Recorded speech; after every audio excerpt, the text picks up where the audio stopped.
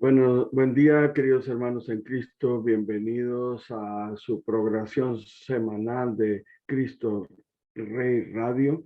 Estamos en el domingo 15º del tiempo ordinario. Como siempre, saludos a las diócesis de Ciudad Juárez, El Paso, Las Cruces. Que la paz de Cristo reine en sus hogares y en sus corazones. Les desea el diácono permanente Ignacio Torres. Saludos también a Jorge Gutiérrez, que se esté mejorando de su condición, que Dios lo siga bendiciendo por esta entrega a esta programación de Cristo Rey Radio, por sus talentos, que Dios le dé más, que Dios mantenga el ánimo y la alegría de servir al Evangelio como lo ha hecho hasta hoy. Gracias también a todos ustedes que con sus donativos permiten que esta programación, esta y las demás de mis hermanos y hermanas se transmitan semanalmente. Dios los bendiga, les dé en abundancia. Comencemos pues, estamos en el quinto domingo ordinario. El Evangelio está tomado del capítulo 10 de San Lucas.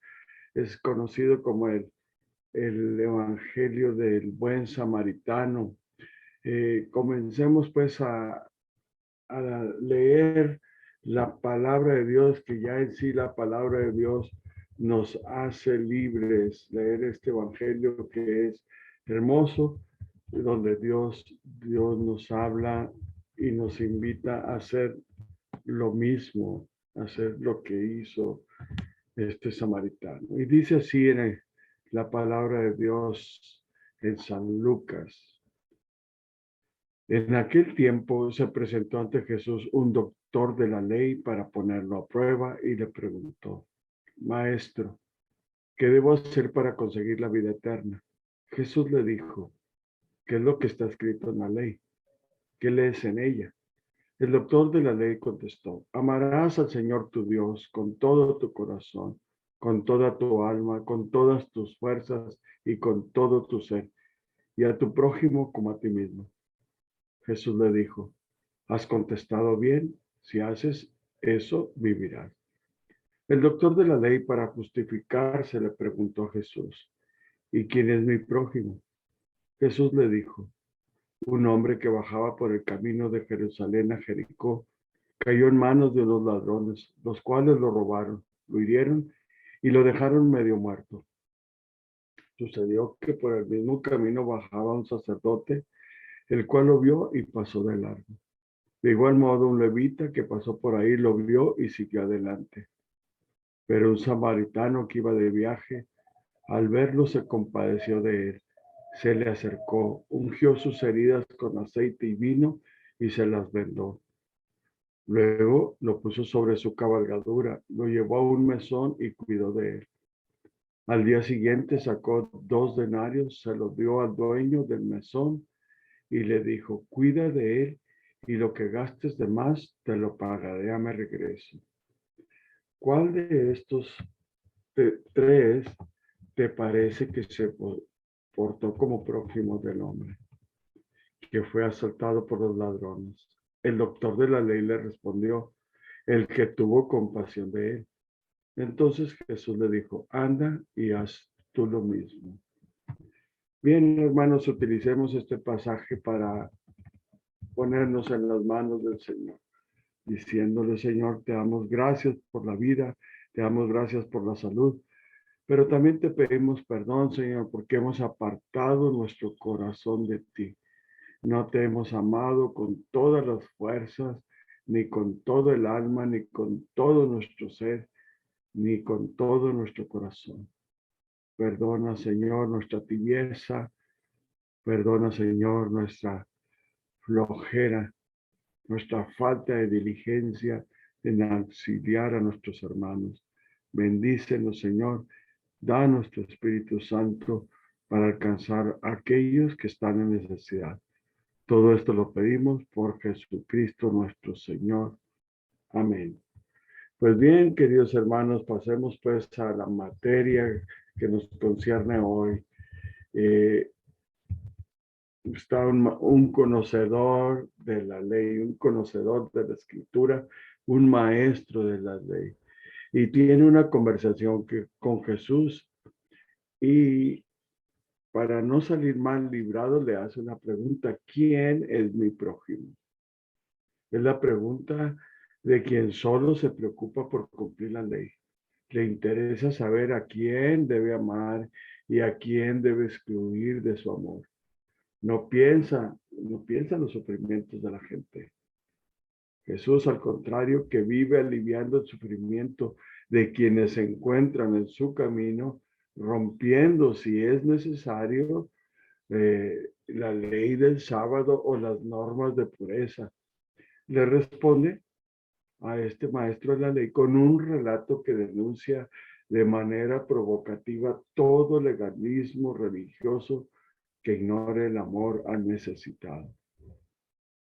En el camino que bajaba de Jerusalén a Jericó, un hombre ha sido asaltado por unos bandidos, agredido y despojado de todo. Queda en la cuneta medio muerto, abandonado a su suerte. No sabe quién es, no sabemos pues quién es, solo que es una persona, un hombre que ha sido violentado, ha sido despojado de lo que tenía. Pareciera, ahorita que estaba diciendo un hombre que ha sido despojado, se me vinieron a mi mente algunas historias, algunas vivencias muy cercanas con hermanos de comunidades que han sido abusados, que han sido vejados, que han sido despojados de lo poco que tenían, por gente sin escrúpulos, por gente que les gusta vivir a lo fácil, defraudando personas.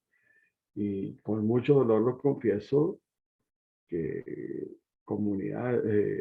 en comunidades católicas donde católicos defraudan y abusan a católicos. Es una tristeza que esto se dé entre nosotros. Si es una tristeza que se dé en cualquier nivel, con cualquier persona, muy lamentable, y más lamentable es que se dé entre hermanos de la misma comunidad.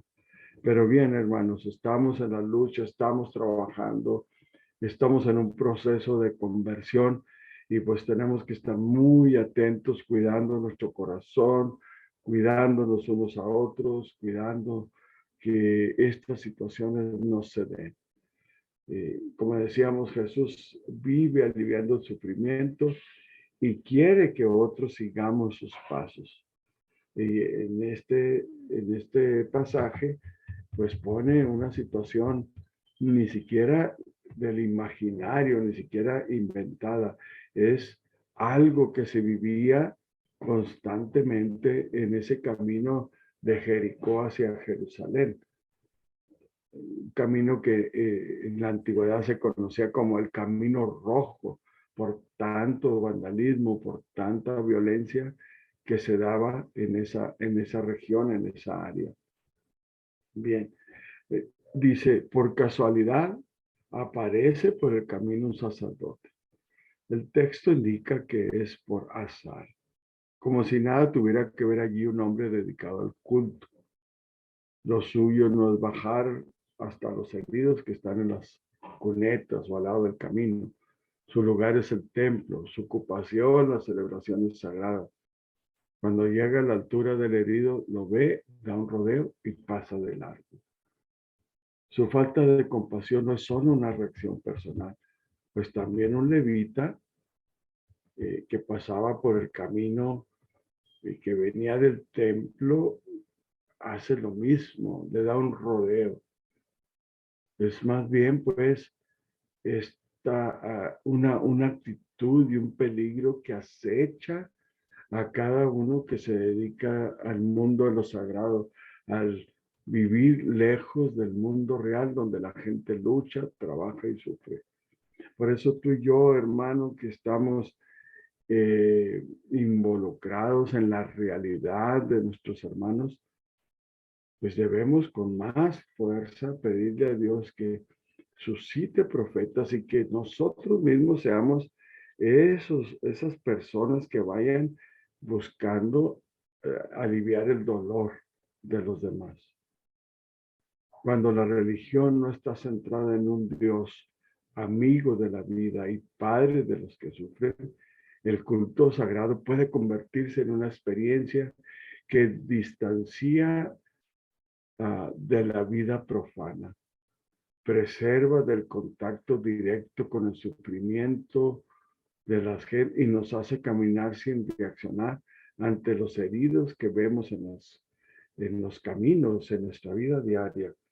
Es importante, hermano, que tú y yo que atendemos a la misa, que estamos en grupos de oración, estudios bíblicos, comunidades eclesiales de base o comunidades de carismáticas o de cine o de grupos de ACS o de cursillos o de movimiento familiar cristiano, no nos encerremos en nuestras pequeñas comunidades, en nuestros pequeños grupos y movimientos y ministerios, pero salgamos a ayudar a nuestros hermanos, especialmente aquellos que están en situaciones complicadas, como son los migrantes, como son los huérfanos, como son las mujeres violentadas, abandonadas.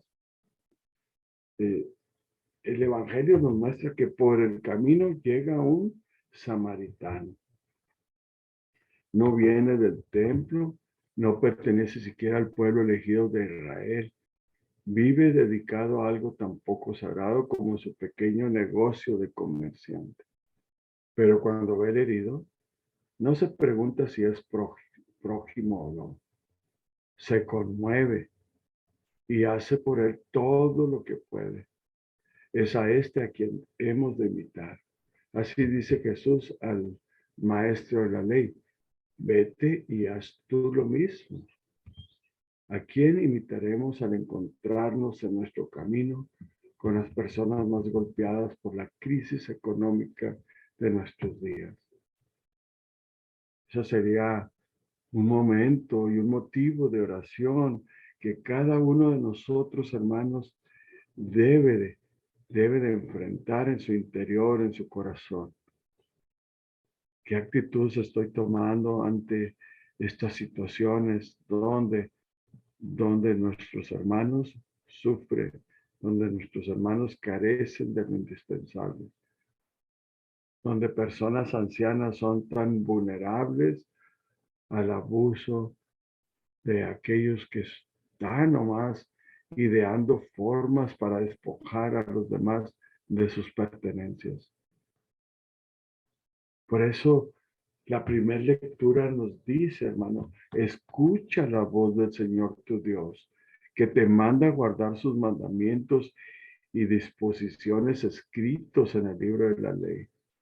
Y conviértete al Señor tu Dios con todo tu corazón y con toda tu alma. Y continúa diciendo en Deuteronomio, Dios: todos mis mandamientos están muy a tu alcance, en tu boca, en tu corazón, para que puedas cumplirlos. Escucha a tu Dios ahí en tu corazón, ahí en tu interior, a través de esa conciencia. Déjala actuar. Hay algo siempre en nuestro interior que nos dice: esto que estoy haciendo no es bueno, no está correcto. Pero a veces gana nuestra ambición, nuestras debilidades, y no escuchamos al Señor, que nos habla allí, ya en nuestro interior. Pero me gustaría que fuéramos paso a paso y que pudiéramos hacer una como exégesis. Claro que mis capacidades no me lo permiten, no soy doctor en Biblia, pero tratemos pues de hacer un estudio un poquito más concreto de este evangelio. En el inicio, Lucas, al escribir su evangelio, explica que su intención de presentar una narración ordenada es para beneficio de aquellos que ya conocen algo del cristianismo, y lo presenta como el evangelio de salvación. Y el evangelio de salvación es un evangelio universal. En él quiere Lucas hacer desaparecer todas las barreras, todos los obstáculos, todas las divisiones eh, que existen entre las personas para que Jesucristo, que es el Señor, Rey del universo, Salvador nuestro, vaya a todos a través de ti, de mí. Claro que ese es el deseo de Jesús. Sabemos que Él ha venido para salvarnos y es para todo el mundo sin distinción. Es para los judíos y para los gentiles, para los piadosos y para los pecadores igualmente. Jesús es el Salvador del mundo. Lucas entonces escribió principalmente, lo sabemos, para los gentiles. Su propósito era demostrar que la participación de los gentiles en el reino de Dios está basada en las enseñanzas de Jesús y que por lo tanto es necesario predicar el evangelio a todo el mundo. Si Lucas ya en sí nos enseña y nos invita a no discriminar a nadie, pues mucho menos nosotros que ya estamos trabajando en un ministerio, que ya estamos en un camino muy avanzado de conversión, pues no debemos tener discusiones, ni pleitos, ni divisiones en nuestras parroquias, porque unos hacen un ministerio de una manera y otros de otro, porque unos siguen un modelo de evangelización y otros otro. Y a veces lo proponemos como lo mejor, el único, el que sí es. Y qué tristeza da que eso solamente produce división al ponernos en esas actitudes de descalificar otros ministerios que evangelizan, otros ministerios que, suscitados por la gracia de Dios, buscan caminos y están buscando desarrollar un modelo que responda a las necesidades de ciertos grupos en nuestras comunidades, en nuestras parroquias, en nuestras diócesis. Entonces tenemos que darnos cuenta, hermanos, que después de que Jesús enseña en Galilea, se va a las regiones de Judea, al otro lado del Jordán. En el capítulo 9, Jesús comenzó su viaje a la cruz. Un viaje que continuará hasta la entrada triunfal del capítulo 19. San Juan nos proporciona más detalles aún y nos dice que Jesús fue a Jerusalén para asistir a la fiesta de los tabernáculos. Este evento, como decíamos, se encuentra en el periodo del rechazo de Jesús. Jesús inicia su viaje intentando pasar directamente a Jerusalén, pero es rechazado por los samaritanos. Él ha deseado tomar un camino más directo a Jerusalén para llegar más rápido, pero los samaritanos no le permiten pasar por su aldea. Este evento finaliza con una reprensión a Jacobo y a Juan, de sus discípulos que desean la destrucción de los samaritanos. Y Jesús los reprende, les dice, el Hijo del Hombre no ha venido a condenar las almas de nadie, sino ha venido a salvar.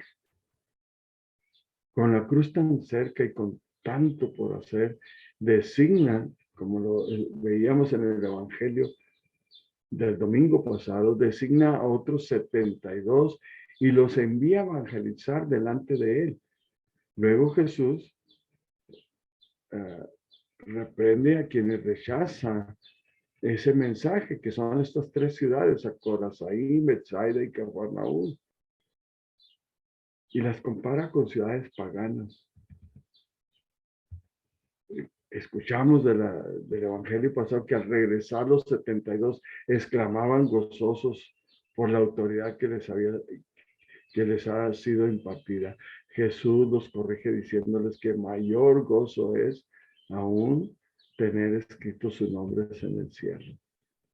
Jesús se regocija y alaba a Dios Padre porque ve la alegría en el rostro de estos discípulos que él ha mandado y le dice a su padre, gracias Padre porque has escondido estas cosas a los sabios y entendidos y las has revelado a estos inocentes, a estos niños. Si existe pues alguna conexión con el evangelio de hoy, con el evangelio pasado, es porque seguramente este maestro de la ley está escuchando a Jesús darle gracias a Dios por la alegría de estos 72 personas que quizás carecían de educación, de posición, de reconocimiento, de estatus económico, pero que al sentirse partícipes de llevar la buena nueva y de sanar, curar personas y de expulsar al demonio, a la maldad, de expulsar a la maldad de las estructuras de esas aldeas, de esas familias, de los corazones de esas personas que tocaron, pues este maestro de la ley se siente incómodo y hace esta pregunta que comentaremos en el siguiente lapso. Vamos a tener unos segunditos para reflexionar hasta aquí lo que el Señor nos está diciendo. Bendiciones. Bienvenidos, queridos hermanos en Cristo. Comenzamos pues con la segunda parte de esta reflexión. Y como habíamos dicho, trataremos de hacer una pequeña exégesis, entender el contexto de la situación en que se está desenvolviendo esta historia. La conectábamos con la alegría de los 72 que regresan después de que han expulsado la maldad del corazón de mucha gente, después de que han curado a los enfermos y de saberse bienvenidos en muchos hogares, en las diferentes aldeas a las que fueron, y de haber contemplado la alegría de las personas al recibir la buena nueva. Bien, pues seguramente y me lo puedo casi hasta imaginar, que Jesús está diciendo, no se alegren tanto de que hayan sucedido estas cosas. Yo mismo he visto al demonio caer como un rayo, pero alégrense porque sus nombres están escritos en el libro de la vida eterna. Y este maestro de la ley seguramente está escuchando de los labios de Jesús y con alegría decirlo que le hace esta pregunta. Y la pregunta, dice el Evangelio de Lucas, lo hace para ponerlo a prueba. Una persona experta en la escritura. Ven, leamos el pasaje. Dice, he aquí que un maestro de la ley se levanta y le dice, maestro, ¿qué debo hacer para conseguir la vida eterna? Jesús le dijo, ¿qué es lo que está escrito en la ley? ¿Qué lees en ella? El doctor de la ley contestó, amarás al Señor tu Dios con todo tu corazón, con toda tu alma, con todas tus fuerzas y con todo tu ser, y a tu prójimo como a ti mismo. Jesús le dijo, has contestado bien, si haces eso, vivirás. La pregunta, ¿quién la hace? Maestro de la ley, experto. Entonces, para mejor comprensión de esta parábola, debemos prestar al personaje, al maestro de la ley, ponerle atención para saber y poder nosotros saber si nosotros también estamos actuando y tenemos esa misma actitud de este maestro de la ley. Esta persona es a quien Jesús le dirige directamente esta parábola. La intención del intérprete de la ley es probar a Jesús y a sus enseñanzas preguntándole, haciendo que heredaré la vida eterna. ¿Qué debo de hacer pues para heredar la vida eterna? Lo que el intérprete de la ley pregunta en realidad es qué es lo que tiene que hacer para impresionar favorablemente a Dios y así ganarse la herencia de la vida eterna. Todo judío y mucho más, un escriba, pensaba que la vida eterna podía llegar a ganarse o merecerse. De ahí que podamos entender el énfasis que hace en las palabras haciendo que. Tenía una manera errada de querer alcanzar la vida eterna esta persona, ¿verdad? Haciendo que, ¿qué debo de hacer? Se nos olvida que la salvación es un don dado por Dios en nuestro Señor Jesucristo. Ven, ya me estoy adelantando, pero permítanme continuar. Un maestro de la ley que quería ponerlo a prueba, un doctor de la ley se levantó. Cierto intérprete, experto en la ley de Moisés, se levantó. Lo que deseo enfatizar hoy es que Jesús tratará de la ley con alguien que es especialista en la ley.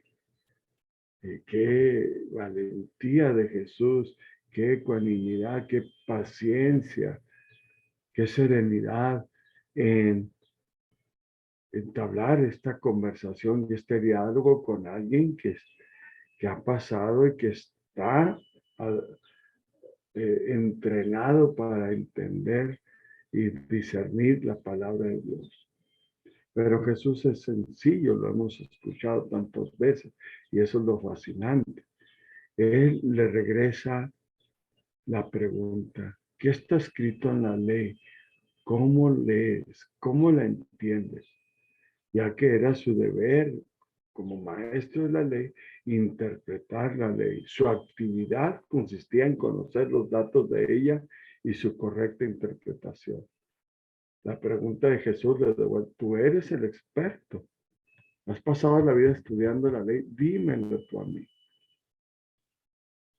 Y la respuesta de Jesús también sirve para dirigir la discusión hacia las escrituras. Nos remite Jesús a las escrituras, al fundamento de la vida judía y afirma la fidelidad de estas escrituras para guiarnos por el buen camino. Escucha al Señor tu Dios.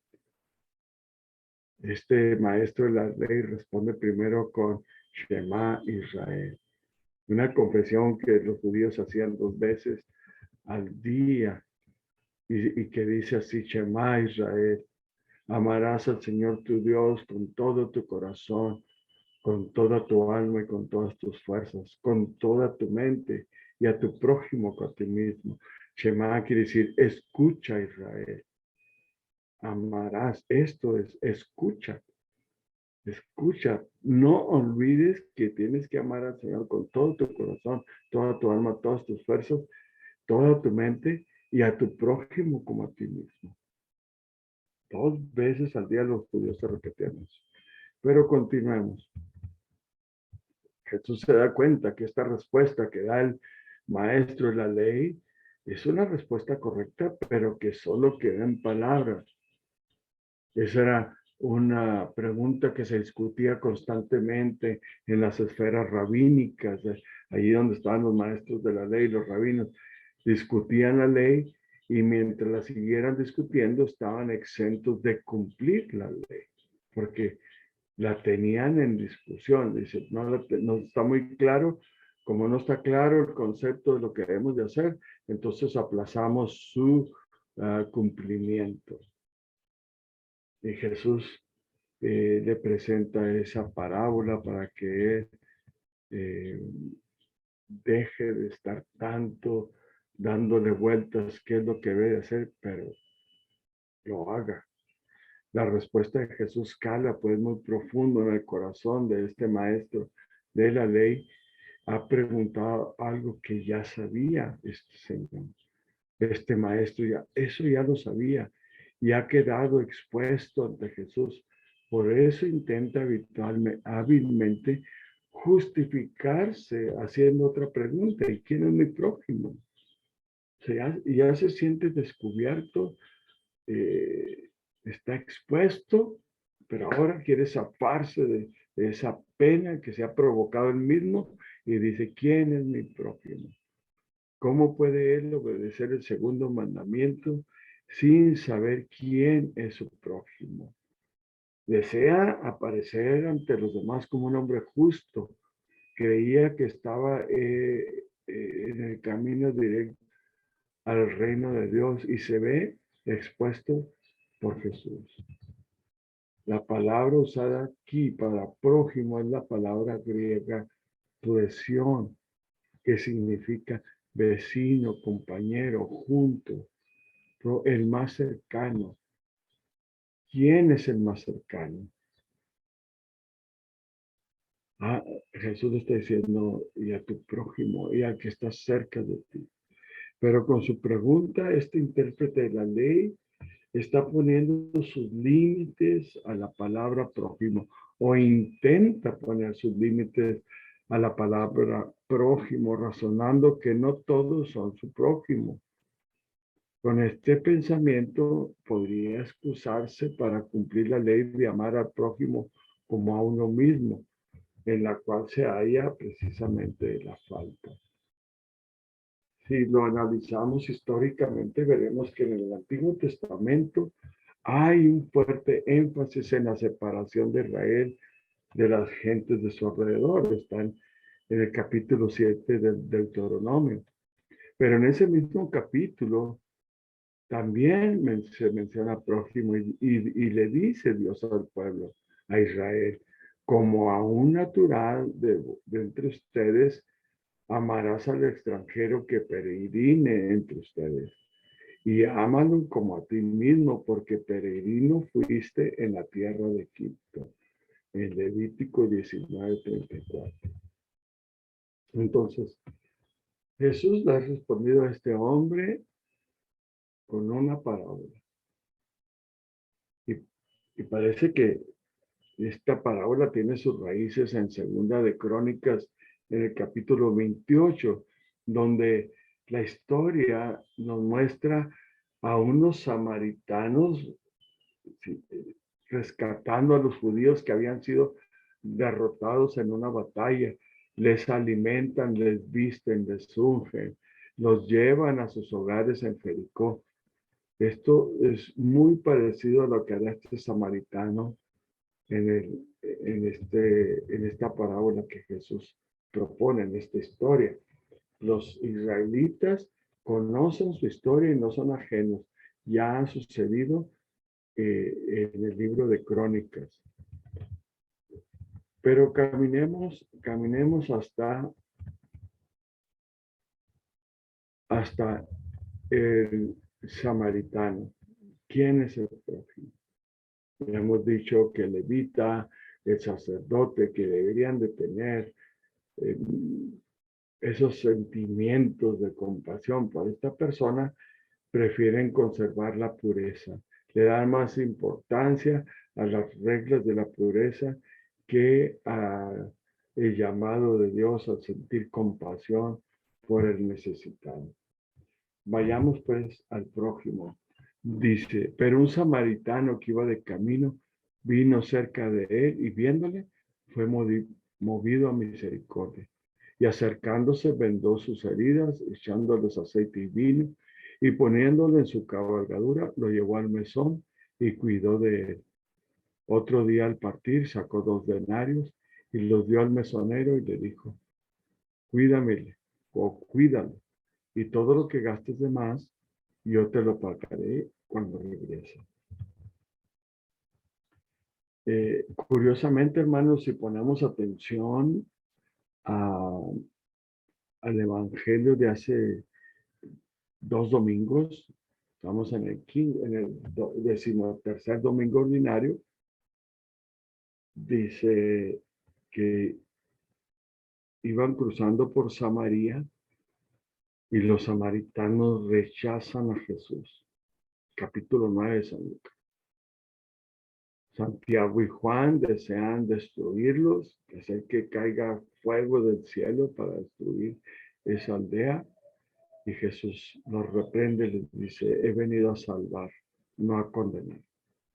Entonces también esta parábola es para enseñar a sus discípulos. Jesús no es rencoroso, ha sido rechazado unos días antes por los samaritanos y ahora pone a un samaritano como ejemplo, no solamente para el maestro de la ley, sino para sus propios discípulos. Jesús pone pues como mejor ejemplo de amor a un samaritano. La palabra movido a misericordia significa movido por compasión hasta la profundidad de sus entrañas. Cuando nosotros decimos corazón, los judíos a menudo decían entrañas. En particular, hablaban de las entrañas cuando hablaban del amor y la compasión. Este samaritano vino cerca de él, descendió sobre él, no trata de evitarlo, tuvo compasión del herido. Entonces, analicemos culturalmente.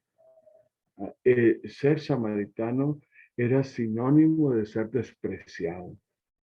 Y los judíos trataban de evitar todo tipo de contacto con ellos. Los judíos no dudaban en excluir de la condición de prójimo a los gentiles, pero especialmente a los samaritanos, debido a que eran una raza mestiza, por así decir, que resultó de la fusión del remanente israelita con los gentiles. O sea, estos samaritanos son hijos de israelitas, con pues, mujeres gentiles u hombres gentiles, en matrimonios mixtos, y que los asirios habían llevado pues a estos israelitas después de que habían conquistado Israel o dominado Israel, eran descendientes de estos gentiles. Y para todo judío una raza contaminada era una raza despreciada, impura o perversa hasta en ciertos momentos así lo consideraban. Entonces, esta situación que va a ser hasta hostil entre los samaritanos, puesto que ellos, entre los samaritanos y los judíos, porque los judíos tenían el templo en Jerusalén y los samaritanos habían construido uno en el monte Gerizim. Y ellos decían, allí es donde se debe dar culto a Dios. Y los israelitas decían en Jerusalén. Recordemos el pasaje de Jesús y la samaritana en el pozo de Jacob, donde le dice, ustedes dicen que debemos adorar a Dios en Jerusalén y nuestros padres nos enseñaron que acá en el monte Gerizim. Y Jesús le responde, llegará el momento en que se adorará a Dios en espíritu y en verdad y en cualquier lugar. Y ahora nosotros tenemos esa oportunidad, tú y yo, hermano, de adorar a nuestro Dios en nuestro corazón, de darle gracias a Dios, pero también manifestando y reconociendo la presencia de Dios en los demás. Entonces, no es difícil imaginar el, el celo que se produjo en este maestro de la ley, lo celoso que se puso, no solamente por decir que o escuchar que Jesús había dicho que, que alégrense porque sus nombres están escritos en el libro de la vida, pero porque en este momento Jesús está utilizando un samaritano. Y es tal el enojo, es tal la dureza de este maestro de la ley, que cuando Jesús le pregunta y le presenta estas tres actitudes, la del sacerdote, la del levita y la del samaritano, y le pregunta cuál de los tres hizo lo que Dios pide, o sería tu prójimo. Y él le dice, pues aquel que curó las heridas. Ni siquiera dijo es samaritano. No quería ni poner en sus labios la palabra samaritano. Hasta tal punto llegaba esa actitud de mantener hasta sus labios puros para decir, no puedo ni nombrarlo porque puedo contaminarme. O sea, una actitud incongruente para aquel que quiere agradar a Dios. Jesús pudo haber tomado, Jesús está en Judea, Jesús está expuesto, se está poniendo vulnerable completamente y pudo haber puesto a un judío campesino que pasaba por ahí. No, tuvo la osadía, el valor para decir un samaritano. Hizo esto por un judío. ¿Por qué tú no puedes hacer eso por un samaritano? Este samaritano, movido por compasión hasta la profundidad de sus entrañas, estuvo dispuesto a acercarse al herido, vendar sus heridas y echarle aceite y vino. Es realmente impactante la enseñanza que le está dando Jesús a este maestro de la ley, pero también a nosotros. Esta persona, este samaritano, dispone de su aceite, de su vino, de su cabalgadura, de su tiempo, y lo lleva a un mesón, que en griego significa lugar donde todos son recibidos. Mesonero, persona que a todos recibe. ¿Cuánto desea Dios que nuestras parroquias, nuestras comunidades sean un mesón, un lugar donde todos seamos recibidos, donde todos son recibidos? En griego se escribe pandokeion, mesón, donde todos son bien recibidos. Era una casa donde se daba posada a los viajeros y allí en la antigüedad las caravanas pasaban la noche. Este hombre todavía va más para allá y le dice, y si te quiero a deber algo, me lo dices. Es un hombre que confía. Este mesonero podía haber dicho, oh, pues me debes 10 denarios más, que es denarios el sueldo de un día de trabajo. Pero es un hombre samaritano, es un hombre que confía en la bondad de las personas. Tanto que enseñar este samaritano y tanto que le está diciendo Jesús a sus discípulos y a este maestro de la ley, que nosotros, hermanos, podemos aprovecharnos. Somos como este samaritano o desconfiamos de todo el mundo. Ignoramos a todo el mundo, somos indiferentes al dolor de todos los que pasan a nuestro lado. Queridos hermanos, el tiempo se nos va rápido, se nos acaba. Hubiera querido profundizar más en esta situación, pero realmente estamos nosotros reconociendo que yo puedo ser el prójimo, yo que estoy cercano, acercarme como samaritano, acercarme con esa actitud de amor, de compasión a los demás y aliviarles sus dolores, sus penas, su sufrimiento. Queridos hermanos en Cristo, que Dios los bendiga, los colme de paz y nos permita mantener en nuestro interior una entrega generosa, un corazón compasivo. Bendiciones.